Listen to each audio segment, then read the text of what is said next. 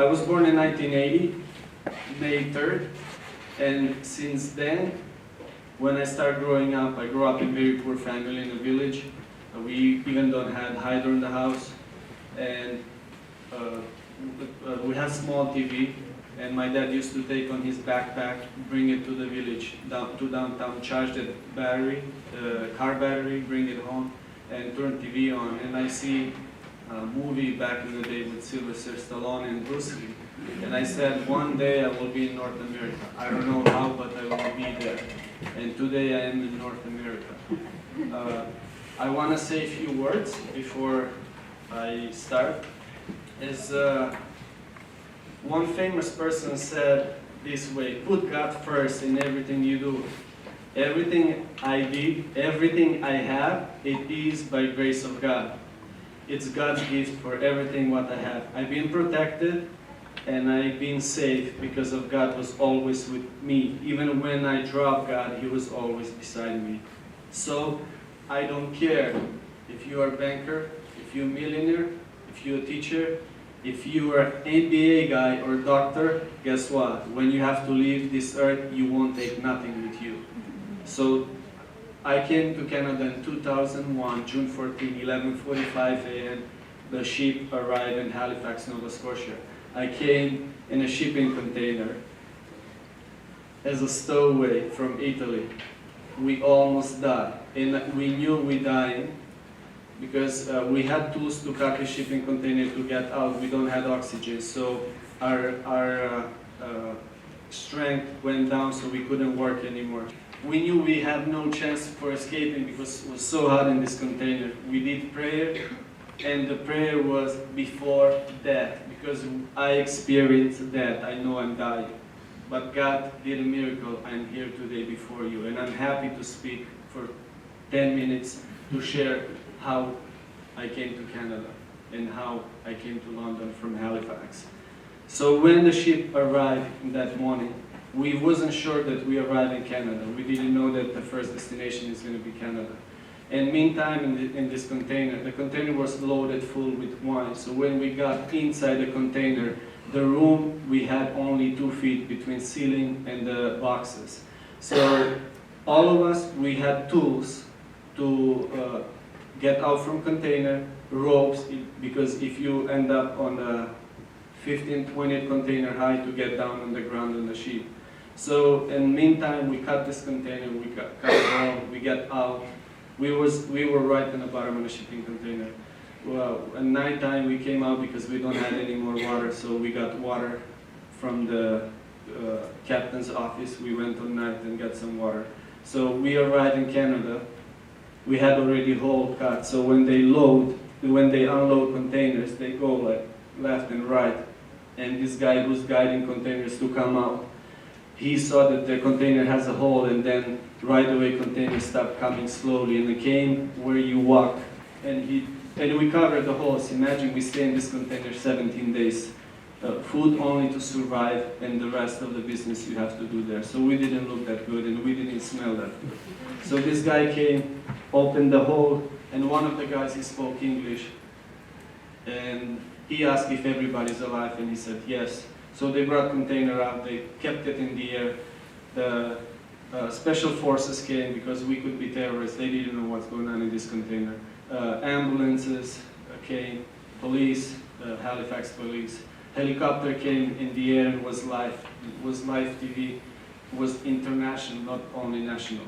So they the port didn't work for 3 hours. Everybody was around and taking pictures, and because it was something wasn't before.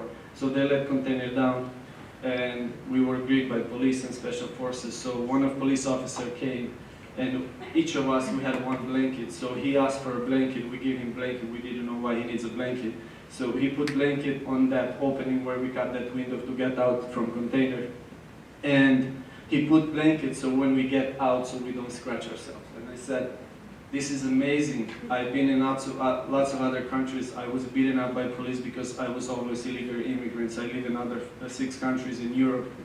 And I said, even police here are nice. This guy, who cares if he scratches his body? So he asked us to hand our hands out, to handcuff us, because they didn't know who we are, so they had to protect Canada to see who's entering to this country. So I gave my hands, they put handcuffs on.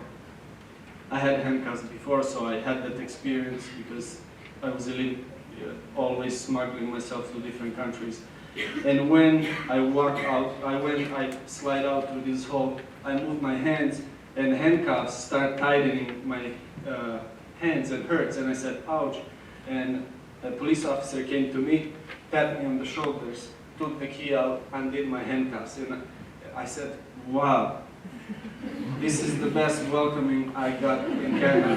Even the police officers are nice here.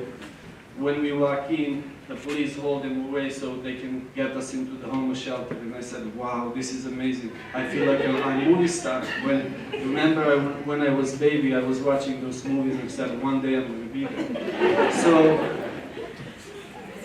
we walk in, there are a pizza shop, send pizza because that homeless shelter didn't provide food, only to sleep. In the morning you have to go.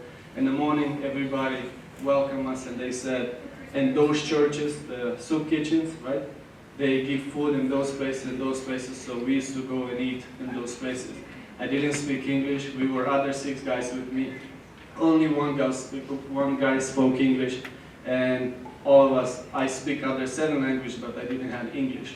And I'm sitting on the bench by the harbor, and I see the big ship crossing by, and I said, wow, now I'm homeless. I don't speak English. And guess what? I don't know nobody. So I'm sitting in this bench and I'm crying. And I said, if somebody will see that and they wouldn't know what I'm doing, they will say, well, a homeless guy is a little bit cuckoo, so whatever. But I was praying and I said, God, what I'm going to do? I have nobody. I don't speak English. How is it going to work? But because we were on TV every day, this guy in Halifax had a Romanian guy working for him, and he said, I want 2 full guys working for me. You will go to homeless shelter and get 1 by 1, and we will choose. I will choose which guy will work for me. And I was first guy to go to work, and I speak Serbian fluent. At that time, I spoke like I'm Serbian. And he gave me work full time. I started working. Later on, government helped us, give us apartment. And one of the toughest community in Halifax, but everybody loved us, everybody knew who we are. And the kids will take, when they would go and get food from bank foods, they will bring garbage bag food full of buns. And they will throw after us with buns. And I said, wow, these guys, look how much they love us, they throw in bread after us. So that's how my journey began. I started painting there. I moved to Kitchener, I started painting. I met my wife later on. 2 years later, I started my own business painting company. And I met my wife in Toronto through one of my employees. At that time, my wife was 2 years old when she came to London. So her family accepted me. Imagine, it's not easy to accept a stranger. Who's this guy, where he came from, who he is. So her family accepted me, my wife accepted me, and here I became my business. And Londoners, I want to let you know, helped me a lot. In 2007, 2008, I became to be millionaire. From 2001, remember, it's a very short period of time. And in 2008, we lost everything because the economy hit. We build homes, we develop land and we build homes.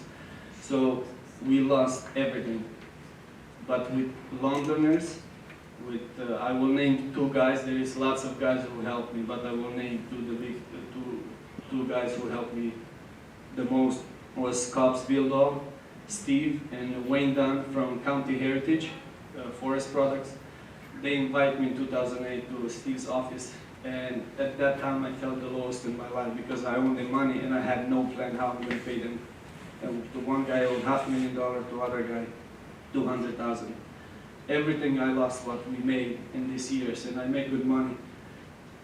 Steve was sitting and he said, Vasile, what's your plan to pay me my money?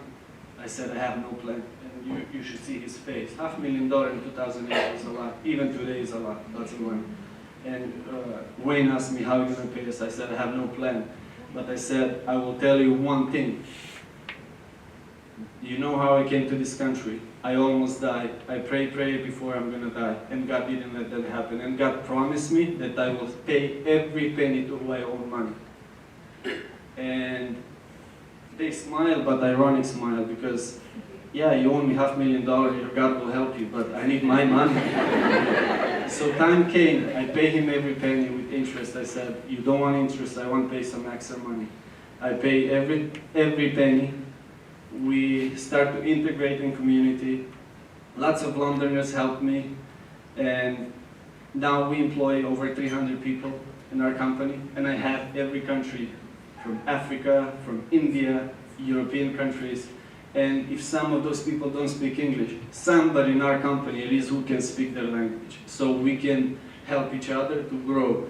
And my goal was, I said to my staff, one day, when I will retire, I'm not going to retire. I'm involved in Uganda and India with helping kids. When I will retire, but not retire, I want to work for Canada, for government of Canada, for free. I don't need money, to bring immigrants and help their businesses to start in Canada. And one thing I'm going to teach, let you know, I know lots of Canadians, when they hear us speaking with accent, not all of them, they think that we think with accent. But remember, don't put yourself down. Remember, you speak maybe 1 or 2, 3 other languages. When you speak English, you might look a little bit dummy, because you have accent, you have that all qualification, what it's like, But remember, don't put yourself down. Keep going. I heard for 10 years in London, I'm not going to make it. London was a very conservative community. At that time, was more white people, wasn't that many other people. So when I came, they used to call me, I'm almost done. They used to call me young kid on the block, and I got offended. But now I take that as a big compliment, because this young kid on the block has 300 people working for him. He has no school. I was born in a little village. That doesn't mean I'm saying you don't have to go to school. You have to go to school. But I am here. We, last year, and I'm saying this humbly, I'm not praising myself, but with help of my family, my wife, and other people, we did in sales over $100 million. And that's because of Londoners and because of people like you. And one more thing, how you can be involved in community, it's lots of ways. It's not always money. It's not always, you can smile to somebody and you can change somebody's life. I heard this preacher preaching and he said, I was walking on the street and I met this guy and I smiled and I said hello to him, and he stopped me and he said, I was on my way to kill myself. But I said to myself, if somebody, first person, who's going to walk and is going to smile to me and will ask me how I am, I will change my mind. And this guy changed that person's mind. And we won't be able to change the whole world. We can't. But you can change the whole world for one person. And the same thing I'm trying with my family. We can't change everybody, but we can change one person. And I'm involved with London hospitals. We build dream homes for the hospitals. And first year when I started, we were very nervous because we build most of modern homes. And they said it's not going to work in London. And I said to Rita Fieder, it's going to work, let me do it. And yes, I was nervous. But Rita Fieder is one of the members from the organization. And that year, we did spring, fall. We raised $10 million gross income for London hospitals. That's lots of money. So I'm happy, and I know all of you can change. Some of us can change in bigger areas, some of us in smaller, but you can change somebody's life. Thank you very much. May God bless you.